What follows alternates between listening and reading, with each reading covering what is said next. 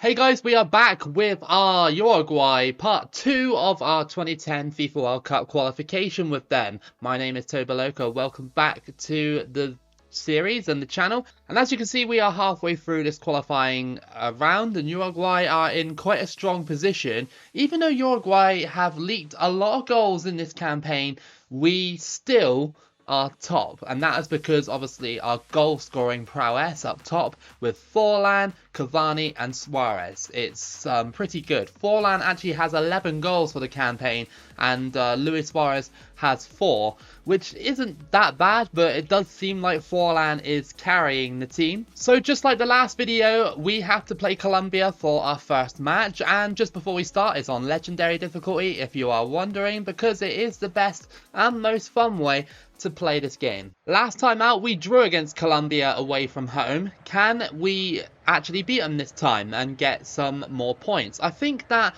with 9 games remaining, if we win at least 5 or 4 of those games, I think we'll qualify.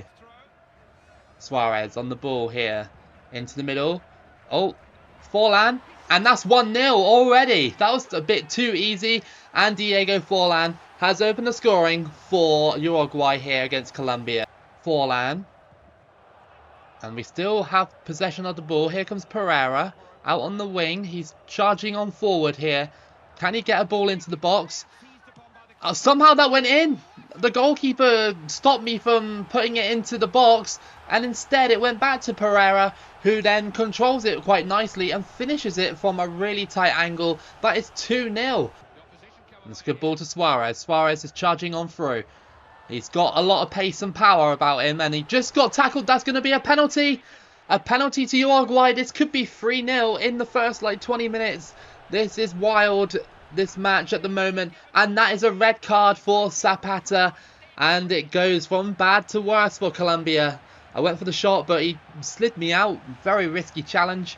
And while Uruguay are about to be 3-0 up, if we can put this one away. Forlan, he steps up, bang, that's in, and that's 3-0. Forlan again, and he adds to his ever-growing scoring tally.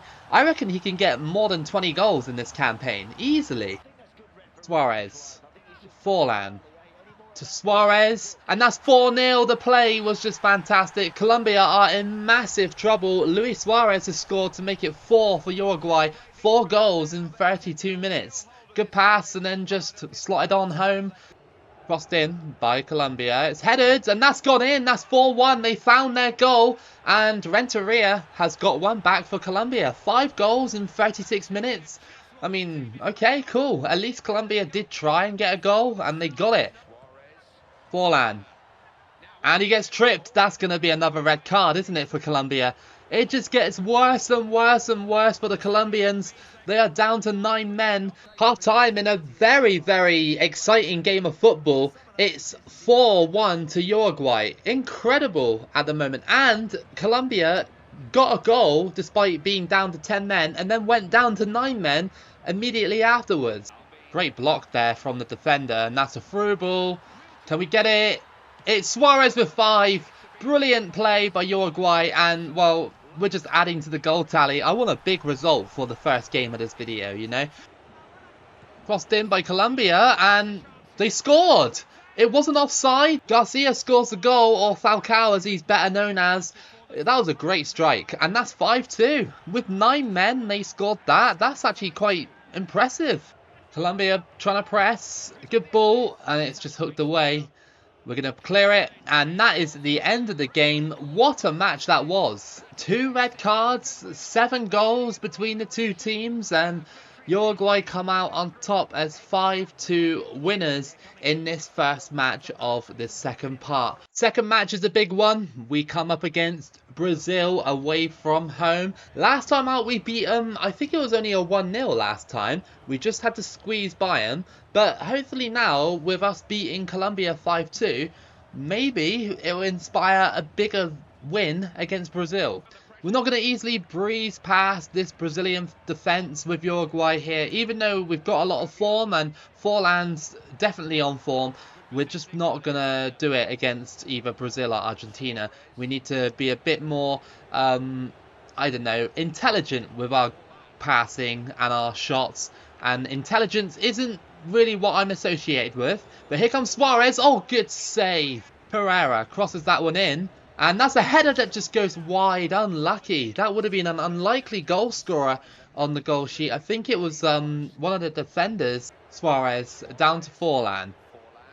And a through ball. Here comes Luis Suarez. He's got the goal. And oh my goodness. Are we going to have another game like this? Diego crosses that one in. That was a really good cross, and that actually has gone in. Another goal conceded like that, and it's Robinho with the goal. Just a good cross. That's how Falcao scored, pretty much. Instead of the header, though, he actually volleyed it in. But that's 2 goals we conceded like that. Can he get something for Brazil? Almost. But hold on. Oh, it's just gone wide. And this is what I mean. Against Brazil and Argentina, we're still going to struggle defensively. I don't think that we've got enough form, really, to absolutely blow away a side like Brazil. It's half-time and we're 1-0 down against Brazil. We have missed a couple of chances to put ourselves on the score sheet, but of course we missed them. And we just need to be a tiny bit more clinical in front of goal. And through ball to Pereira.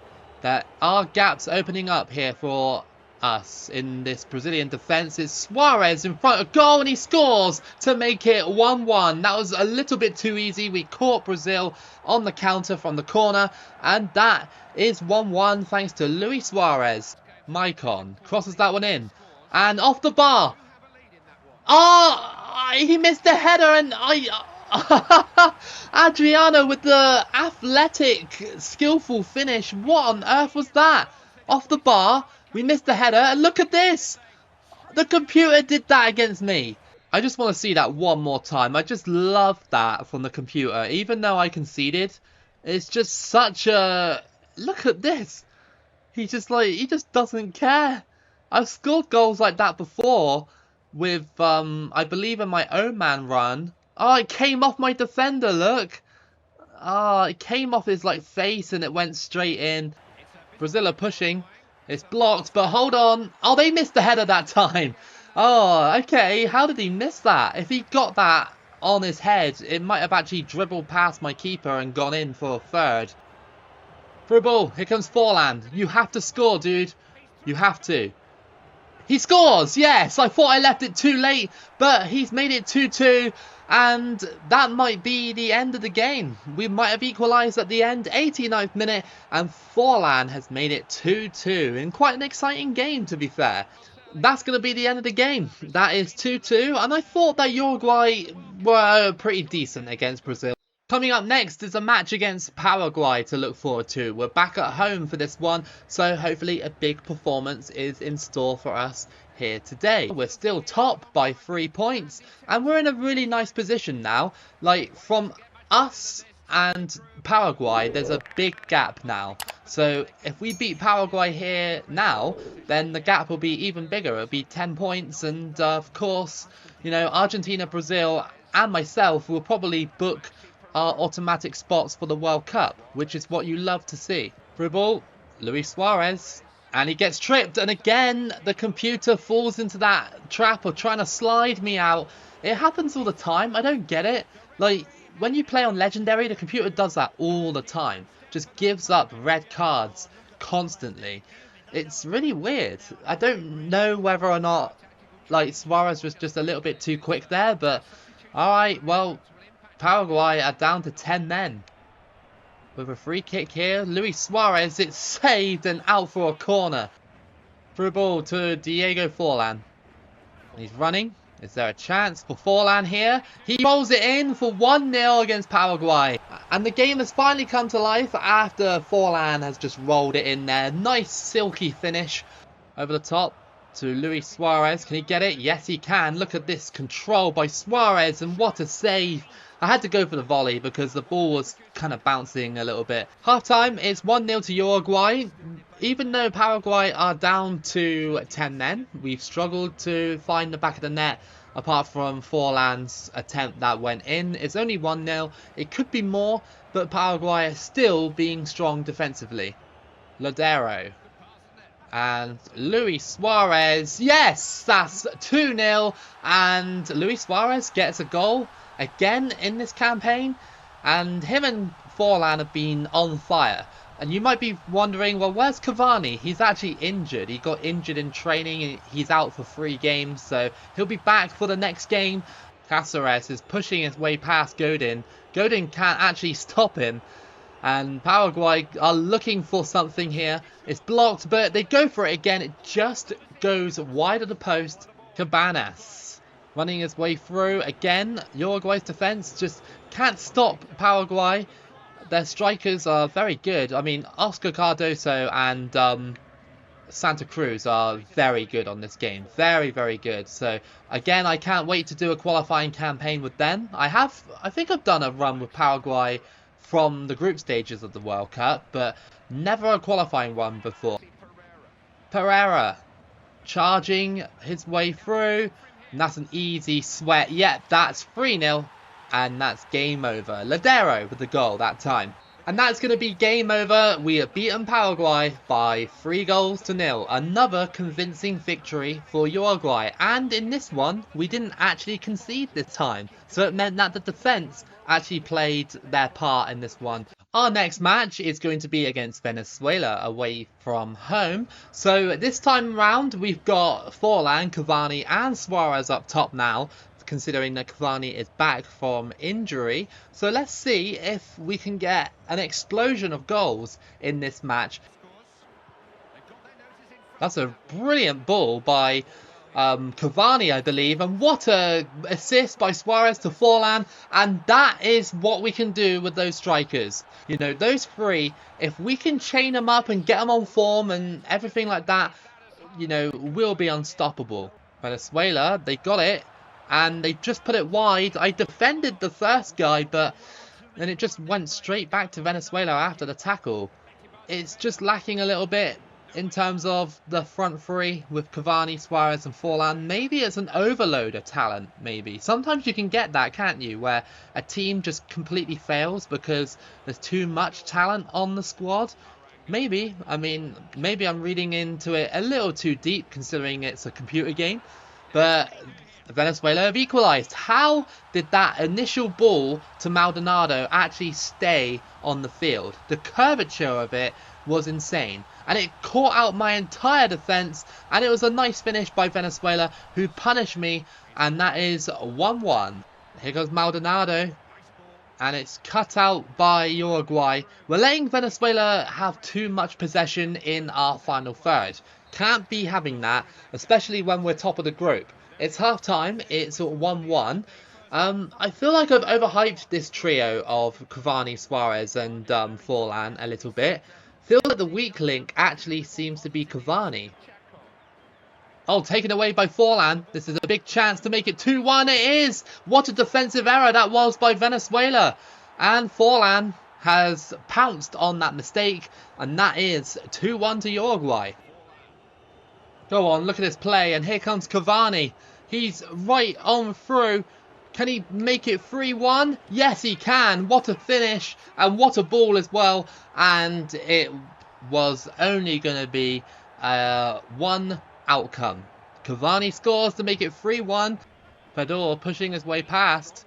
It's crossed in, headed, and it's just gone wide. That was a big chance for Venezuela to get another goal back. Can Venezuela get something at the end of this match? It's headed out and off the post.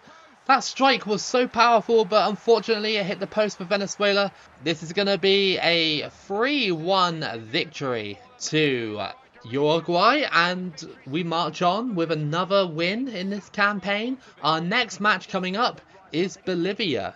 Our next match against Bolivia, we are back at home for this one. So can we notch up another win in this campaign to basically hit the halfway point of this video unbeaten? It would be really, really good if we could. You know, Uruguay have had a fantastic campaign. There's only about 5 or 4 games left to play in this campaign, and I think we've probably, actually no, I reckon we've qualified, because the gap between us and Paraguay is huge. It's like 13 points. Bolivia have been really good at the moment at stopping us from going through, and their goalkeeper has been fantastic in net. I wonder if we're actually going to get past them. because it doesn't feel like Uruguay actually want to just yet. Oh, there we go. Straight away, the finesse shot goes top corner for Forlan, and that is 1-0. All it takes is a bit of magic, and we found it. Just passed it into him, into the box, and yeah, beautiful strike, 1-0. So at half time, it is 1-0 to Uruguay. Oh, Bolivia, that was such a bad move. Such a bad move, and that's going to be a penalty. Is it going to be a red card? Find out in a second. No, it's not. Okay, Forlan has the chance to make it 2. Forlan saved. Okay, fair enough, Bolivia. Well, an hour played, and we're only still at 1-0 here against Bolivia. I mean, Bolivia have done okay, but our finishing has been kind of bad, and the penalty was saved as well, so it's been a closer game than I expected, and I respect Bolivia for that. Over the top, Forlan, can he make it 2?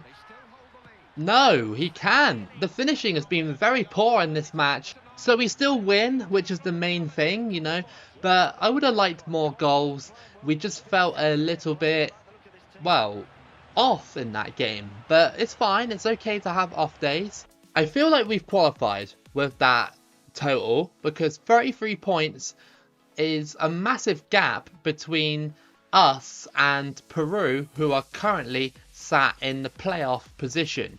And in the other group, since we didn't check last time, this is your CONCACAF region, and it's very basic. None of the small teams actually made it through the preliminary rounds and stuff like that. So United States and Mexico are top of that one. Honduras and Trinidad and Tobago are fighting for that last automatic spot. Costa Rica having a terrible campaign really, with only 1 win in that group, which is pretty bad, and El Salvador only the 1 point. In Europe, this is how it's going. So we have Portugal leading Group A with Denmark just slightly behind them, and Hungary as well, just slightly behind Denmark for that second place position. Sweden are not that far behind Hungary, but they are definitely miles behind Portugal and Denmark with only about 3 games left to play. In Group B, we have Switzerland and Latvia battling for first place, while Greece are 5 points behind Latvia, Israel 6 points behind Latvia, and Moldova and Luxembourg occupying the bottom of the group. In Group C, Slovakia and Northern Ireland are battling for top spot, Czech Republic and Poland not too far behind them, and I guess Slovenia as well have an outside chance. In Group D is Germany, absolutely dominating that group with 21 points. Russia are in second in the playoff position. Finland not that far behind them, and Wales as well. Azerbaijan and Liechtenstein too far behind at this point. In Group E, we have Spain, top of that one, with Belgium on the exact same points, just slightly worse goal difference. Bosnia are only 2 points behind them, and Turkey are only 4 points off that spot as well. So again, it's going to be a massive battle for that first place position. In Group F, it's England, top of that one, unbeaten so far. Ukraine are 6 points behind them in the playoff position. Croatia are only 1 point behind Ukraine, battling for that playoff position. Belarus, Kazakhstan and Andorra too far behind to make an impact. In Group G, it's Serbia leading the charge in that group, 2 points above France, but France have a game in hand. Lithuania have done pretty well in this campaign with 11 points, but I don't think they're going to make the playoffs with only 2 games left to spare. Romania and Austria have had average campaigns, and Faroe Islands with 0 points. In Group H, Italy lead the charge in that group with 18 points. Bulgaria with 14 points, looking to challenge that top spot from Italy. Ireland have 11, but they've played more games than Bulgaria. Georgia are not far behind Ireland there with 9 points, only 2 points behind Ireland.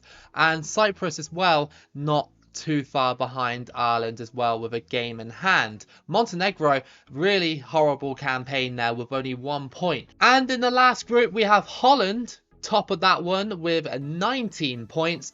Iceland are gunning for that playoff spot with 12 points. Norway are just slightly behind them with, well, 10 points. They're 2 points behind Iceland.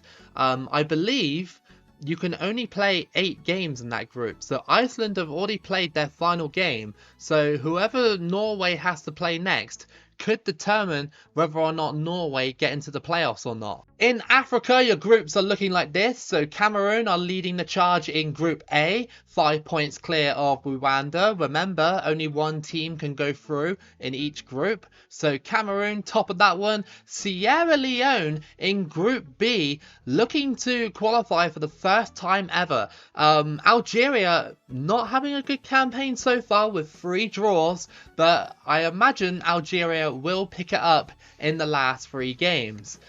Egypt are top of Group C with a game to spare. In Group D, Gabon are top with 7 points. Mali just behind them. Ghana not having a good qualifying campaign at the moment with 2 points in that group. And in the last group, it's Ivory Coast who are winning that group with 10 points. Burkina Faso look to try and catch them up, but I doubt it. In Asia, the groups have already finished, so Japan and Oman have qualified for the World Cup, with Australia going to the playoffs. The other group, we have Iran going through with 21 points automatically, South Korea going through automatically as well, North Korea going to the playoffs, UAE missing out by 1 point, and Uzbekistan finishing last. And in Oceania, of course, it was New Zealand that have won that group. Next match for Uruguay is against Argentina away from home. Now, this match doesn't really matter too much in the grand scheme of qualifying.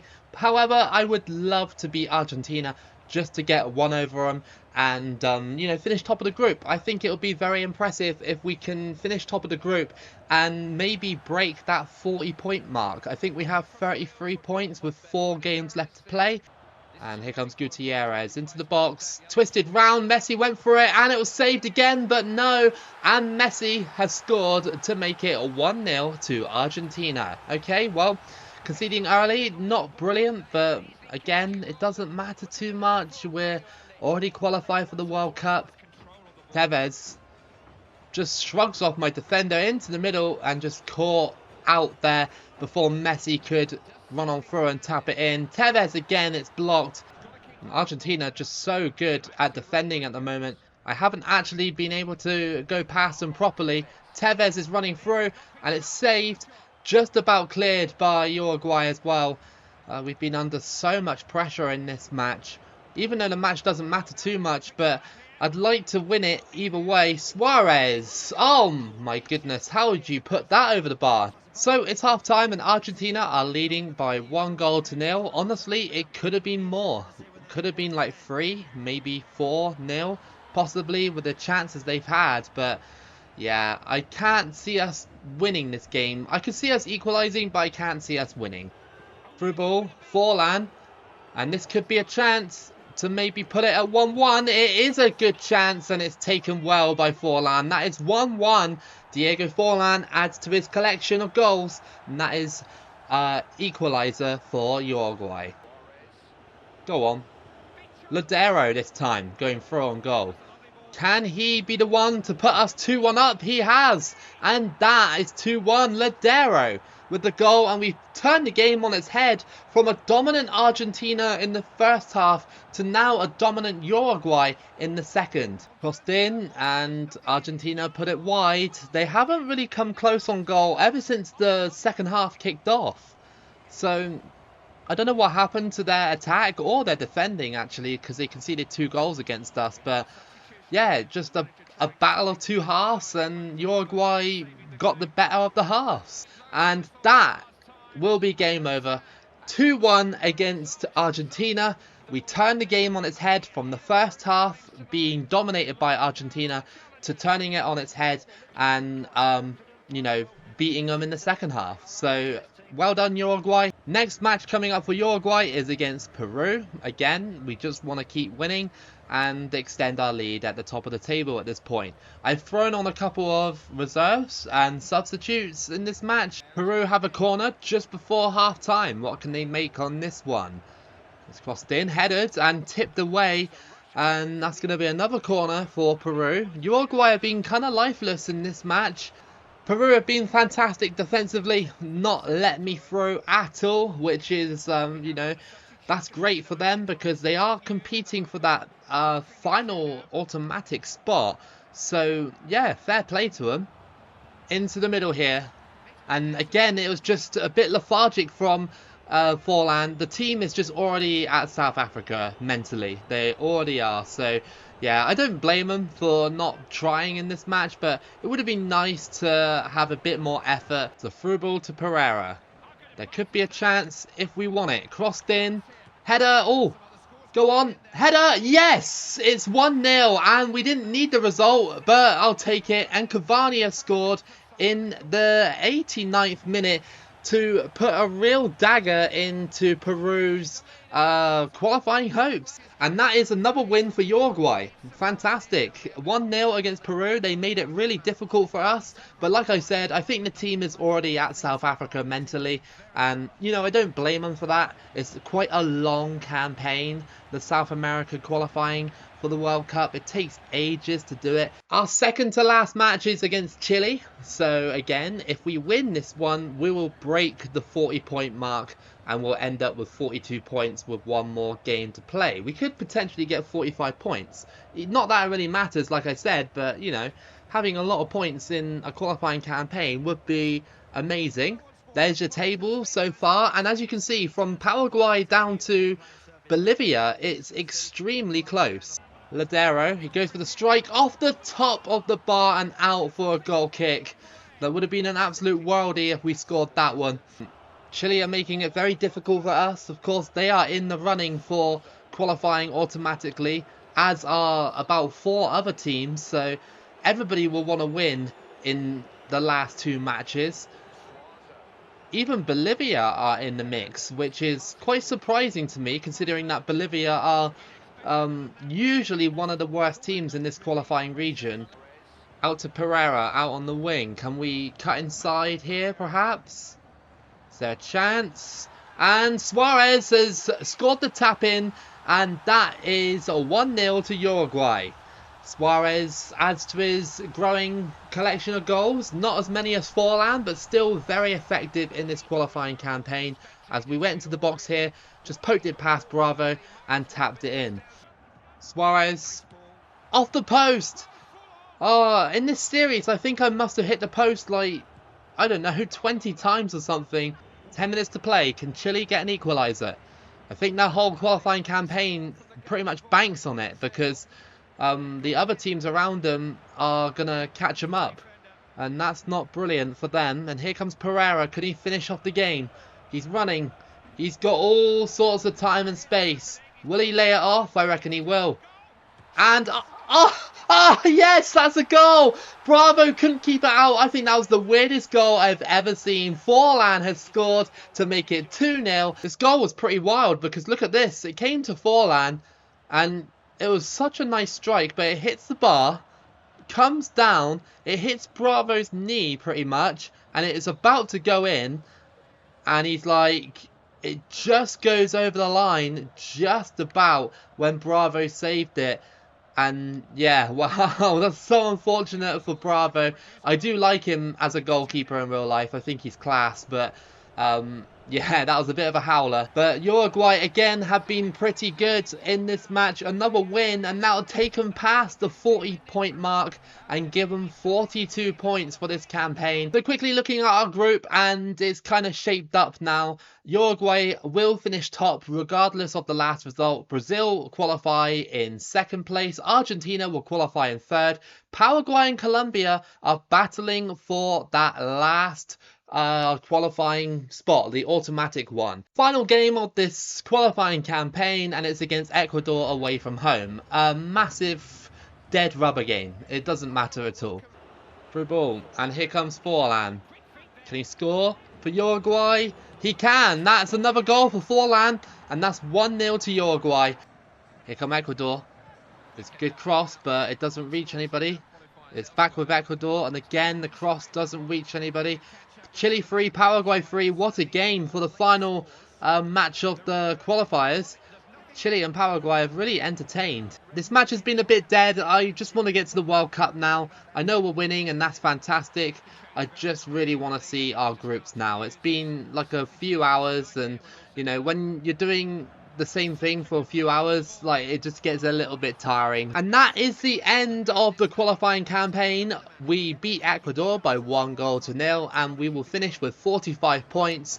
I wonder who went through in that final automatic spot. So it was Paraguay in the end that went through in the automatic spot, and Colombia will go to the playoffs because they lost against Argentina on the final day, whereas Paraguay drew against Chile. So that's your final table for South America. And now finally we can do the draw for the 2010 FIFA World Cup South Africa. So here we go. All the bigger teams are in there. I reckon we'll be in pot 2. I mean, we have to be, surely, because, you know, we're... Oh, no, we're not. Okay. France in Group A. Well, that's realistic. That happened exactly like real life.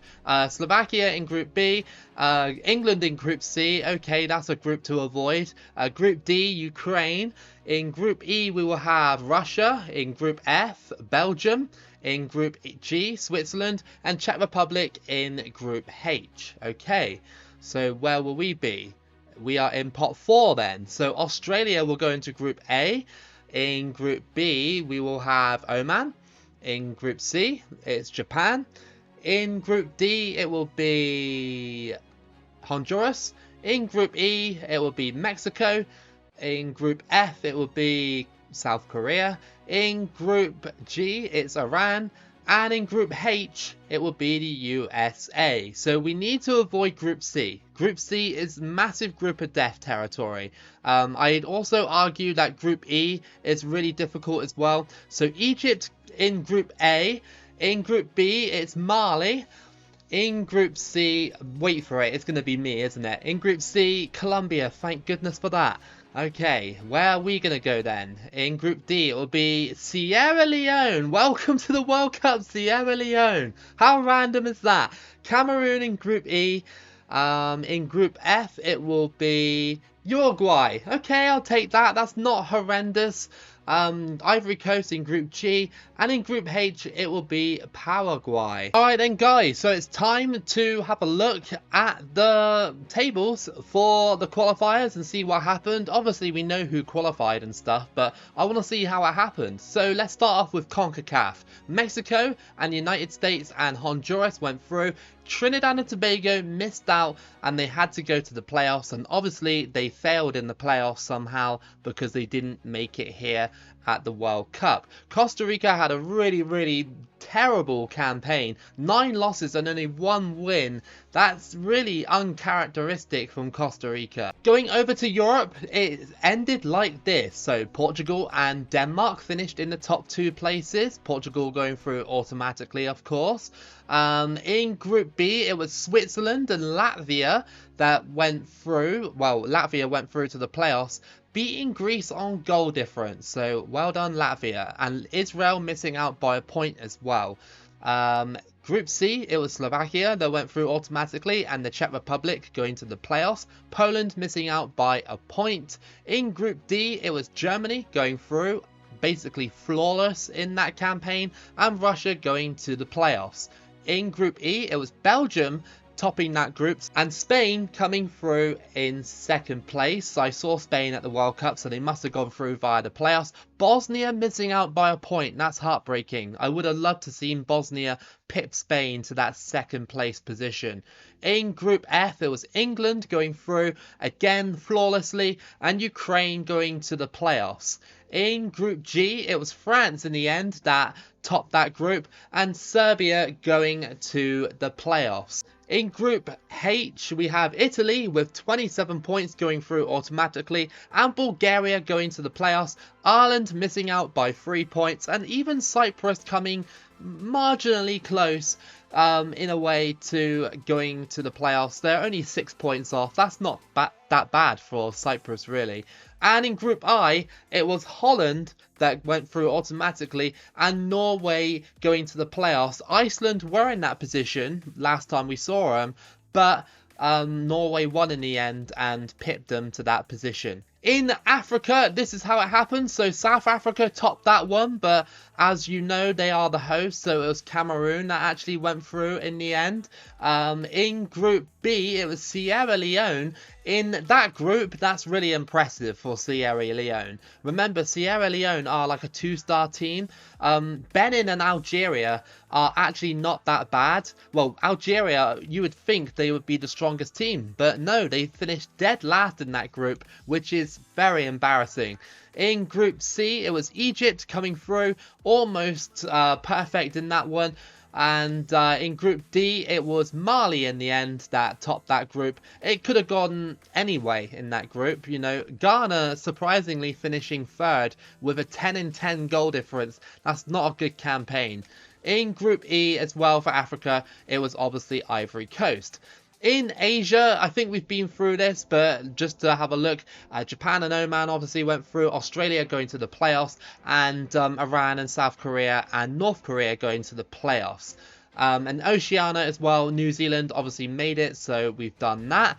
And having a look at the playoffs around the world then, so Spain beat Serbia in the end over 2 legs, 4-1. Quite an easy result for Spain in the end. And in Group B, it was Denmark leading Russia before 2-1, and then Russia staged a massive comeback to win 4-2 on aggregate. In Group C, we have Ukraine beating Latvia 2-0 in the first game, and then Latvia and Ukraine just decided to have a mental game and play it out for a 3-3 draw, but Ukraine already had the 2-0, so that was 5-3 in the end on aggregate to Ukraine. And in the other one, it was more, well, actually, no, it wasn't clear-cut. I was about to say it's clear-cut, but Czech Republic won 3-0 against Bulgaria first, and then Bulgaria won, well, 3-1. If Czech Republic didn't get that goal, would have gone down to penalties. So very lucky Czech Republic there. In the Asia playoffs, it looked like this. So Australia beat North Korea in the end by 5-2 over the 2 legs. In the Asia-Oceania playoff, we had a massive game between New Zealand and Australia. The first game finished 3-2, really close, and then Australia basically blew New Zealand out the water to beat 7-3 on aggregate. That is a crazy scoreline, but definitely a classic between those two neighbours. It finished 3-1 to Colombia over the 2 legs. So that has been your second part and your qualifiers with Uruguay. Tune in next time for the third part, which is obviously the entire tournament. If you did enjoy this qualifying series so far, then give it a like and subscribe. Keep it loco as always, and I'll see you again for the next video.